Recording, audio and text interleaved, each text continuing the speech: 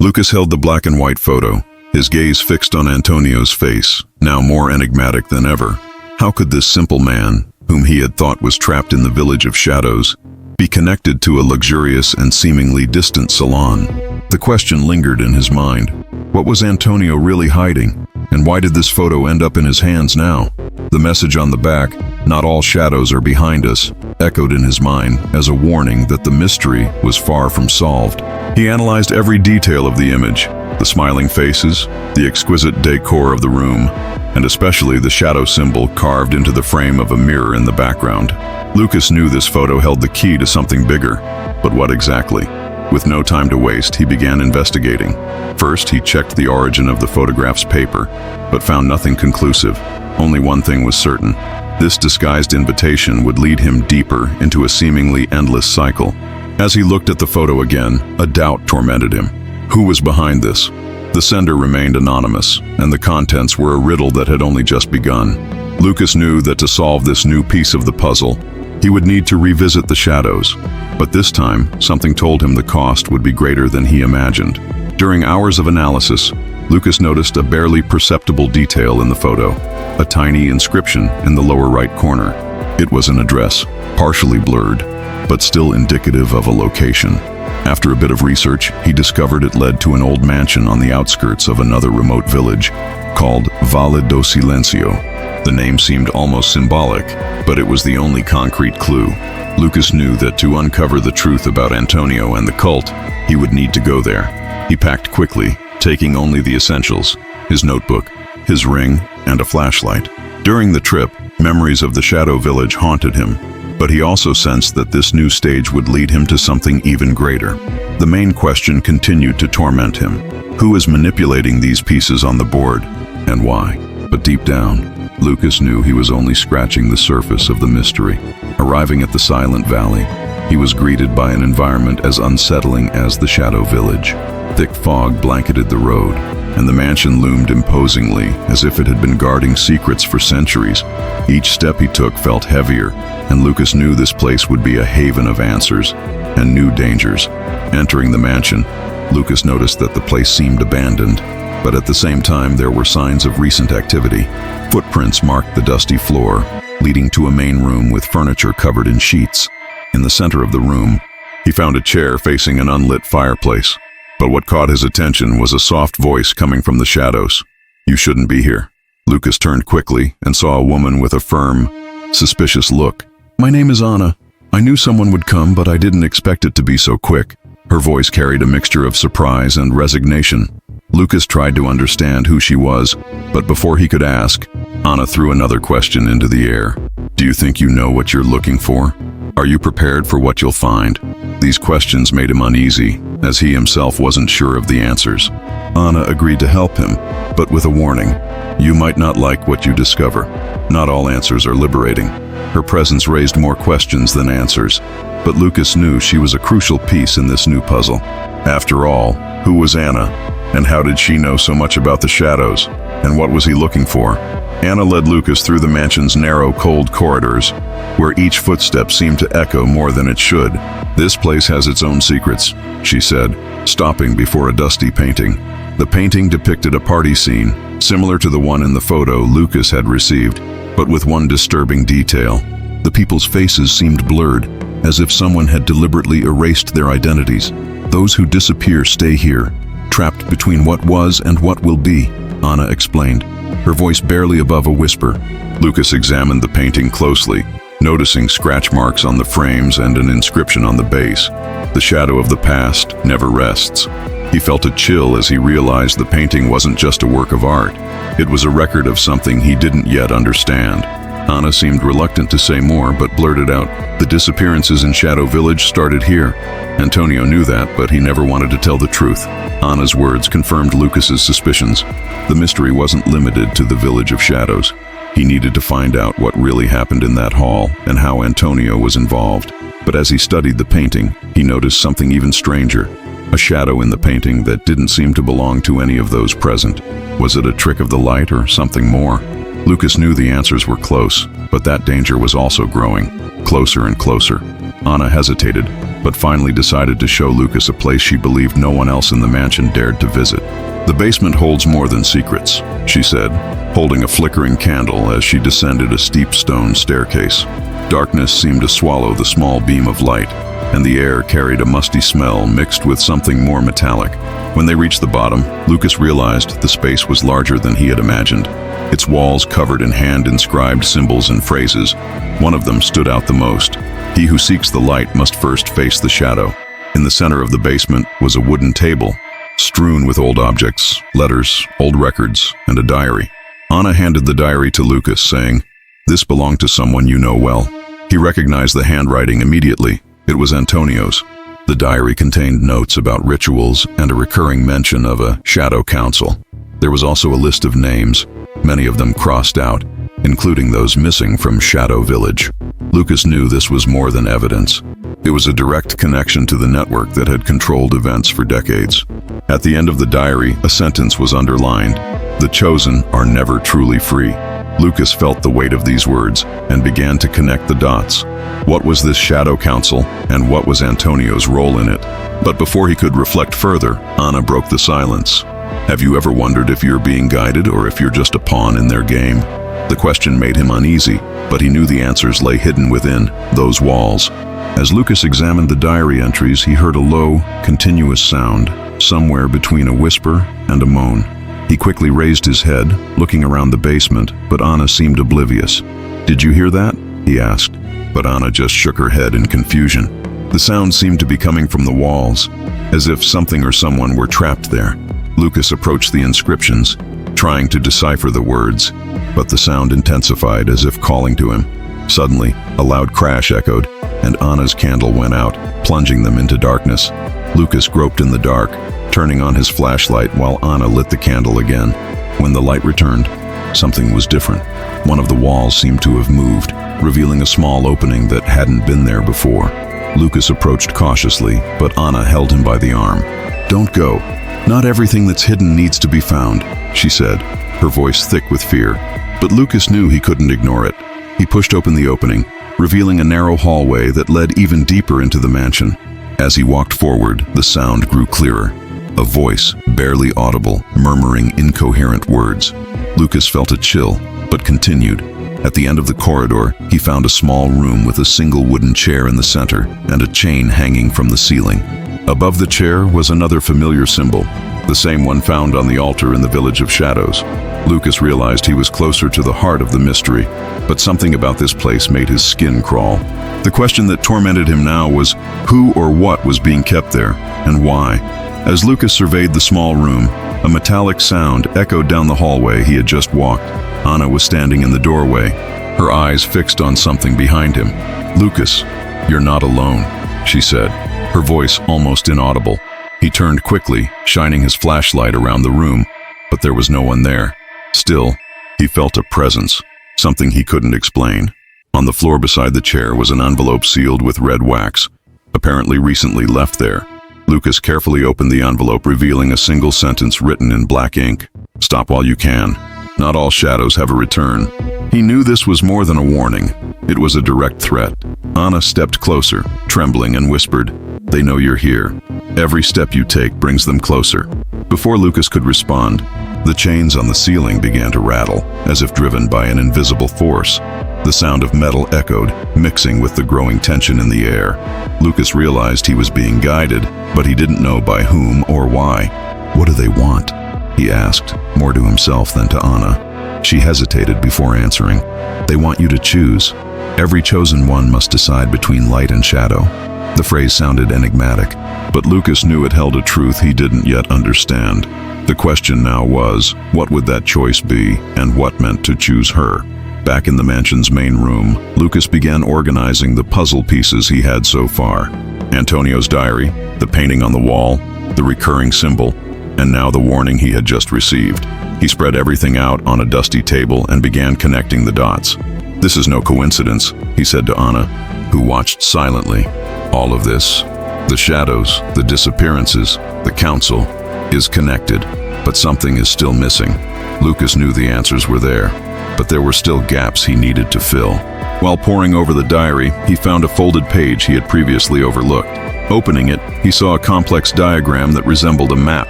It wasn't a physical location, but something symbolic. A path divided into two routes. One was marked with the symbol of shadows, while the other had a circle with a dash of light in the middle. Below the diagram, a single sentence was written: "Choice shapes the cycle." Lucas felt that this was the crux of it all, but how could he interpret something so abstract? Anna finally broke the silence. "This diagram, it's not just a map, it's a decision." Her voice carried a certainty Lucas couldn't ignore. Everyone who enters the cycle must decide, do they follow the shadows or defy the light? Lucas knew this decision carried much more weight than it seemed. But before he could think further, a shadow flitted past the window, and the entire mansion seemed to shudder. Something or someone was getting closer, and Lucas felt the time to understand everything was running out. Anna was silent for a few seconds, watching Lucas as he examined the diagram. Finally, she took a deep breath and said, "I never wanted to be here, but I never had a choice." Lucas looked up, regarding her suspiciously. "What do you mean?" Anna hesitated, but knew she could no longer hide the truth. "I'm part of the cycle.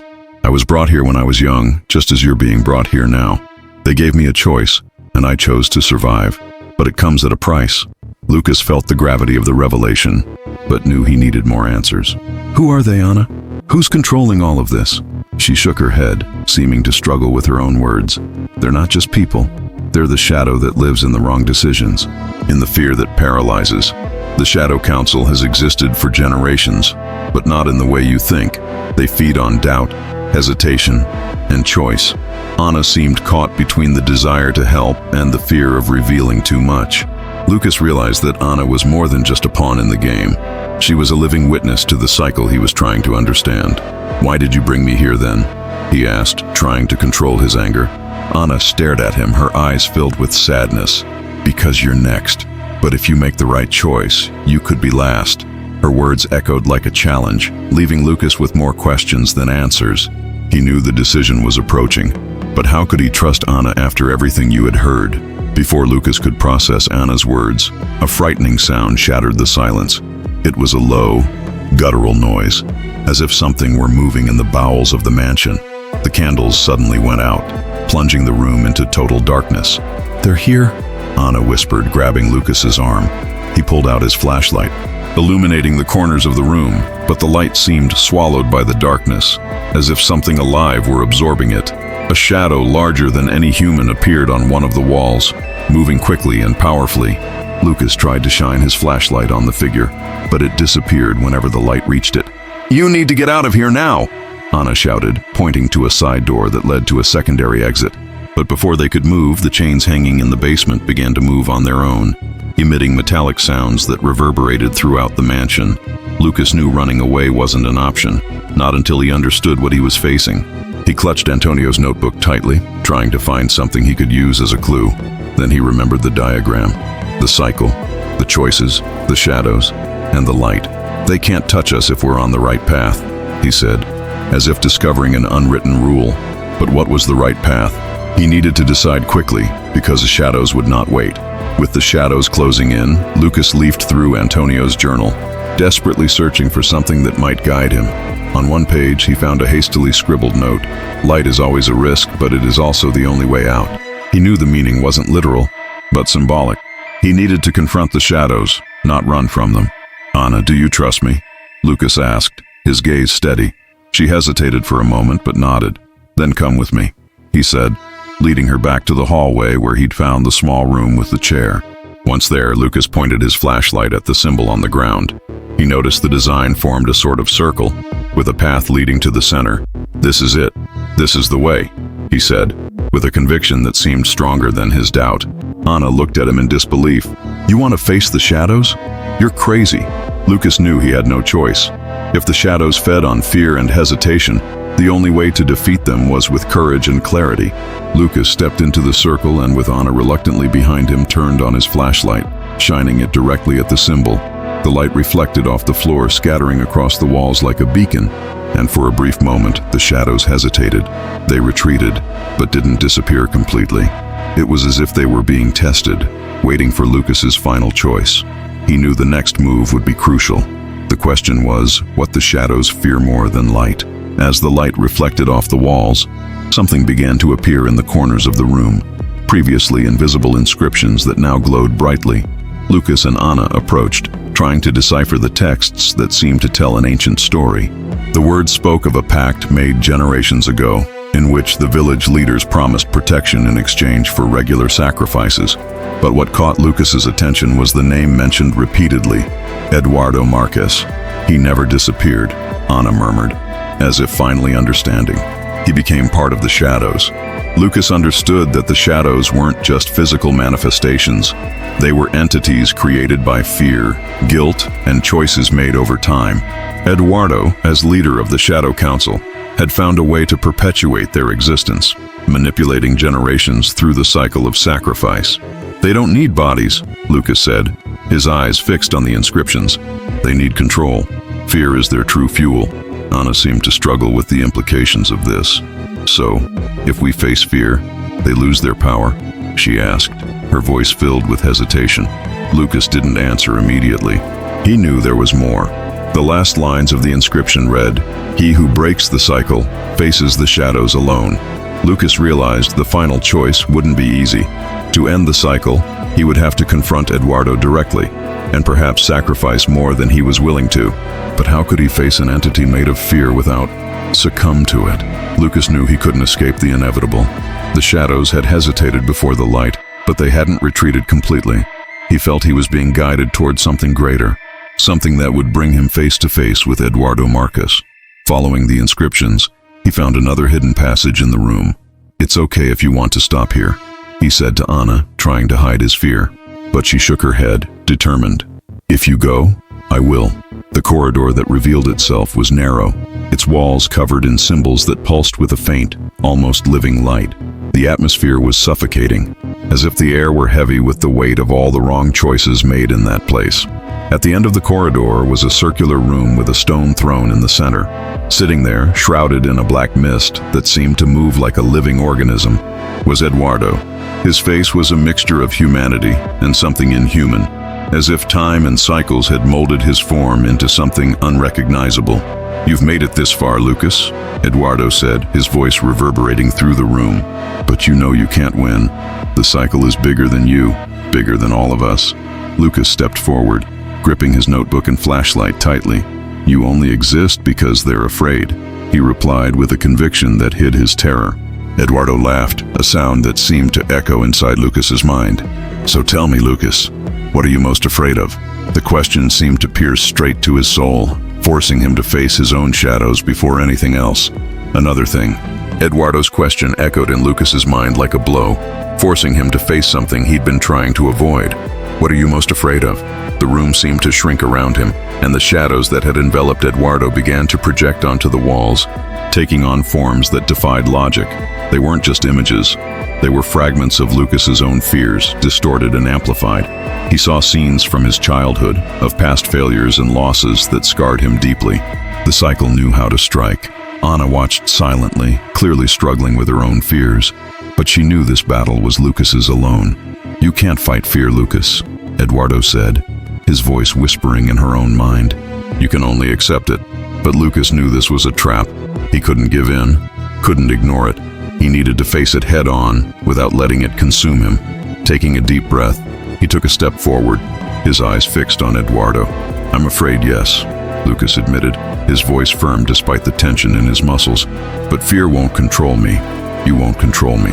Eduardo laughed again, but this time the sound sounded hesitant, as if Lucas's conviction had shaken something. The shadows on the walls began to weaken, trembling as if losing strength. Lucas knew the fear was still there, but for the first time, he felt he had control. "That's what shadows feed on," he thought, "but they can't grow without my consent." Lucas felt a shift in the air. The room that had once seemed oppressive now showed signs of the shadows weakening. Eduardo sensed this too, and with a look of desperation, he tried to tighten his control. "You don't understand what you're doing," he shouted, his voice echoing with a mixture of anger and fear. But Lucas was determined. "I understand more than you know. The cycle ends here."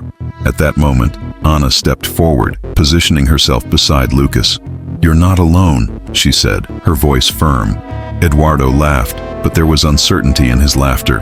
"Two against the eternal shadows? You're fools." But something unexpected happened. The shadows that had previously obeyed Eduardo began to move away from him, as if being drawn by another force. Lucas realized that by facing his own fear, he had inspired not only Ana, but also the shadows themselves to question their role. The turnaround was complete when a familiar figure emerged from the wavering shadows. "Antonio." "Enough, Eduardo," the carpenter said, his voice heavy with regret. "We created this cycle together, but we can no longer sacrifice innocent lives." Eduardo looked at his former ally in disbelief. "You betrayed me." Antonio shook his head. "It is not treason to want to end an evil we ourselves created." With the union of Lucas, Ana, and Antonio, Eduardo's power weakened to the point where he could no longer maintain his form. The shadows dispersed, and the room was flooded with soft light. The cycle had finally ended, been broken. As the shadows dispersed, the room seemed to breathe for the first time in decades. The light flooding the space came from no visible source, but seemed to emanate from the cycle's own release. Eduardo, now a pale shadow of his former self, fell to his knees. "You don't understand. Without the cycle, everything will fall apart," he said weakly. Lucas stepped closer, staring at him with a firmness that defied fear. "What's crumbling is your manipulation. The truth is stronger than the lies you've perpetuated." Antonio, his face etched with regret, knelt beside Eduardo. "We started this thinking we were protecting people, but we created a monster," he admitted, looking at Lucas and Ana. "You have the chance to rebuild something better." Lucas knew these words carried the weight of generations of bad choices, but also a glimmer of hope. The end of the cycle didn't mean destruction, but the opportunity to start over without the weight of the shadows. As the light continued to grow, Eduardo disappeared completely, leaving only the shadow symbol etched into the ground. Lucas looked at Ana and Antonio, sensing that the physical battle was over, but the impact of their decision would still be felt. "The cycle is broken," Ana said, almost in a whisper. "But what do we do now?" Lucas knew the future would be uncertain, but for the first time he felt they had freedom to choose. With the end of the cycle, the mansion seemed to have lost the weight that had held it captive to the past. The walls were lighter, the symbols faded, and the air no longer carried the oppressive scent of fear and darkness. Lucas sat on the floor, exhausted, feeling the weight of everything that had happened. Ana remained silent beside him, but her gaze revealed a mixture of relief and uncertainty. "We did it," she said, almost as if she needed to hear the words to believe them. Antonio, on the other hand, seemed filled with regret. "I've lived too long in the shadows to know what light feels like," he confessed, looking at his calloused hands. "But perhaps you can teach the people who will come." Lucas knew Antonio's words carried more than regret. They were a plea for them to use the truth to rebuild what the cycle had destroyed. "The truth isn't easy, but it's the only way," Lucas replied, sensing that those words were as much for Antonio as for himself. As they walked out of the mansion, the silent valley looked different. The trees seemed more alive, and even the mist shrouding the place seemed lighter. Lucas knew that the fight against the shadows was not just a physical battle, but also an internal transformation. He had learned that fear, though powerful, is only strong when fed. "What will you do now?" Ana asked. Lucas looked to the horizon with a slight smile. "There are still many shadows out there, but now I know how to face them." Days later, Lucas returned to his apartment. Antonio's notebook lay on the table, now a record not only of riddles but of life-changing choices. He knew he had closed a cycle, but also that the shadows never completely disappeared. They took other forms, in other places, waiting for someone brave enough to face them. As he flipped through the notebook's pages, an idea began to form. What if he used what he learned to help others facing their own shadows? Ana decided to remain in the Silent Valley, determined to rebuild what the Shadow Council had destroyed.